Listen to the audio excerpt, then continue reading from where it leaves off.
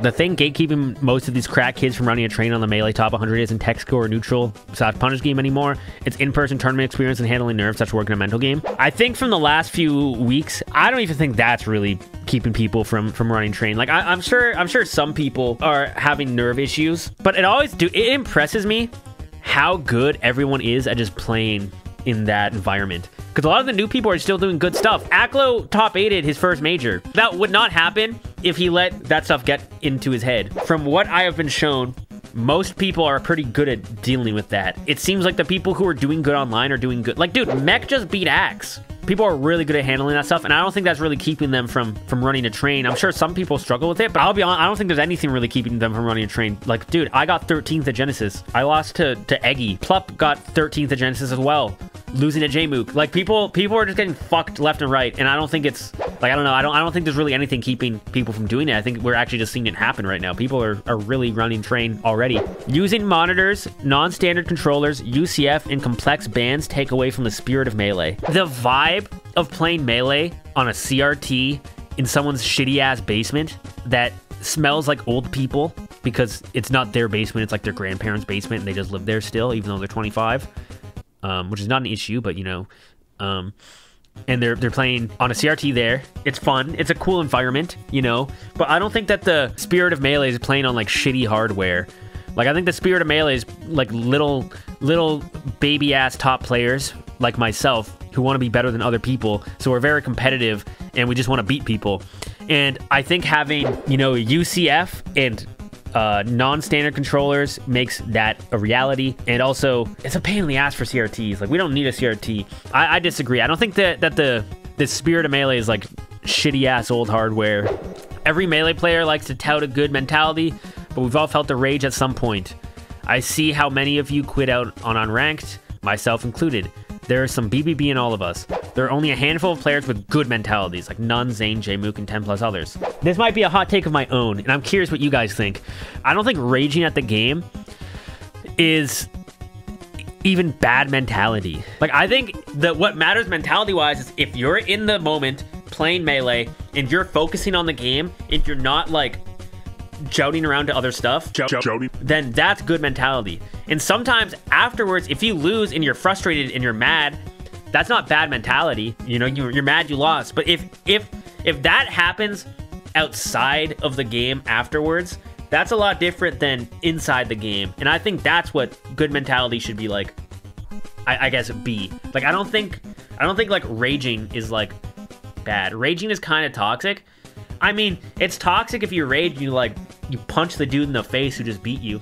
Like, that's bad. Or if you're, like, saying some really fucked up shit to people. I think if you're, like, just mad, I really don't think it's as bad as some people make it out to be. As long as you're not being, like, an actual dick to people or, like, actually harming shit, it's, like, fine. Especially on your stream. If you lose in, like a tournament and you have a camera in your face, like, it's really hard to just not be like, damn, that shit was fucking stupid.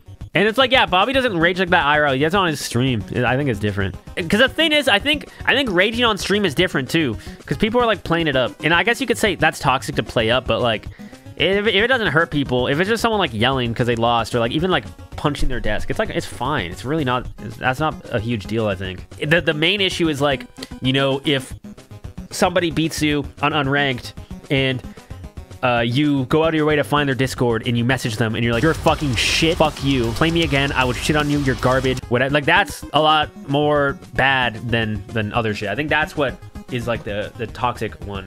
Melee should be entering the conversation of being a sport, not just an esport, as it is very effective at distilling the fundamentals of competition and has had staying power due to the depth of the gameplay. Look at me, chat.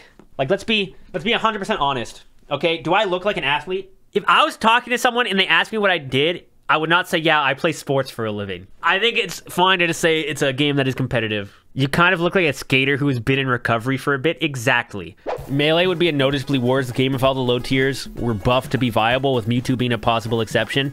I would agree. I mean, is that why a lot of people disliked PM? Like, I don't know. I like Melee. I like the fact that there's not like a lot of characters in Melee that you have to like work stuff out for, because it makes it a lot easier to just focus on like the characters you do. And there's still quite a few characters. Like, there's what, like maybe like 12, 13, maybe 14 matchups you actually need to know. I think Melee is good how it is. If Melee low tiers were buffed to be more viable, then I would argue that there's a higher chance that Melee wouldn't be around as much as it is now. I think there's a very high chance that Melee would be a lot more dead than it is today.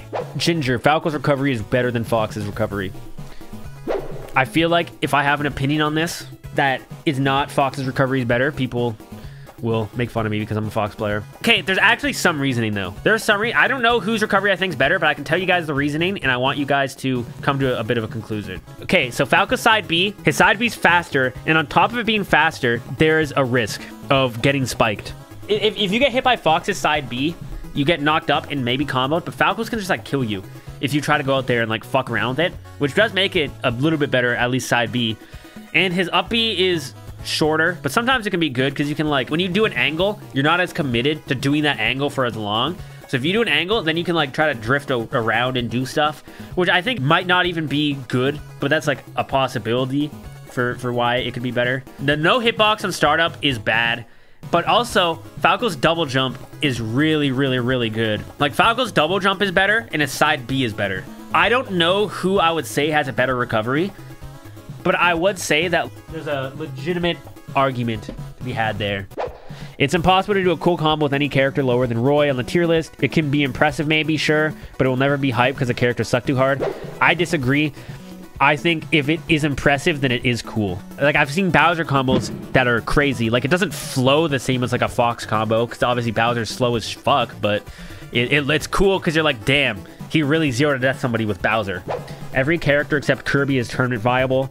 I have always been of the belief that even the low tiers are a little bit better than people sometimes act. I think every character has at least a little bit of stuff, but dude, some characters are not great. Like Bowser sucks ass, bro. I don't know.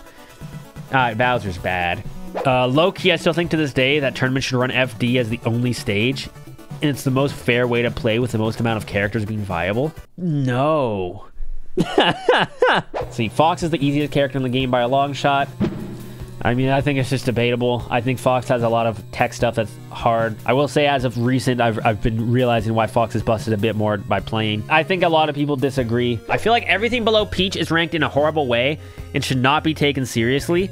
The placements are carried by a handful of people who are crazy enough to play them in real tournament sets, and rarely the result of top players analyzing these characters' kits. Yes, that is a fat dub.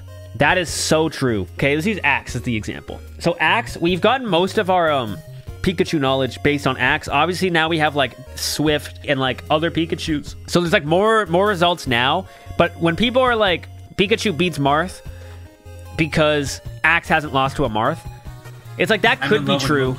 But also, who's to say Axe just isn't fucking disgusting at that matchup as a person? Actually, he might just be nasty, but every other Pikachu could just get farmed. You know what I mean? Because every single player has different strengths and different weaknesses. Like, Cody is really good at a lot of stuff. Cody, I think, is very good against Peach. I am really shit against Peach. If I was in a spot of, like, Amsa, for example, and I struggled really hard in this matchup, and I just sucked ass, then people would just think that Peach is unwinnable for Fox. You know, to put it bluntly, okay? It's too hard to actually judge off of just that little data. Melee commentators should be more developed as a position. Many commentators are not chosen for the merit of their insight and entertainment value, but rather by who they are close to. Commentators should be paid more, but also be expected to be more professional and prepared. I think that Melee has good commentary. I think the people who do commentary are good at commentary. The one thing I'll say that I think could be improved upon commentary-wise, at least as of recent, it feels like there's sometimes a lack of knowledge on the general scene at the moment. Like, I think if the commentators right now are like a bit more involved, it would help a lot of the stuff. Because, like, I feel like people don't really know that much about a lot of the up-and-coming players. And that's, like, my one critique on Melee commentary right now. A lot of the commentators are, like, more hands-off with the scene now, which is fine. And I do think that as commentators, they do a fantastic job. They've been doing it for a long time and put a lot of effort into it.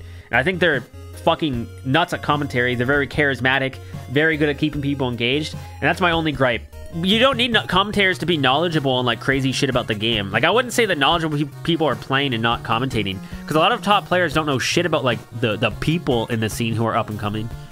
I just think that is like the more important thing than knowing a lot of stuff about in-game stuff. Yeah, it's like narrative building. Like, it just makes it more engaging. And I think that's like the one thing that I would critique, that I think in the last few years has been like missing a bit more. To be fair, it's hard with all these new people coming up because it's really hard to know everybody, and there's a lot of people who just haven't been around for a long time. But that's like my one critique, I think, on commentary at the moment. Yeah, I think that's about all that I have on this stuff.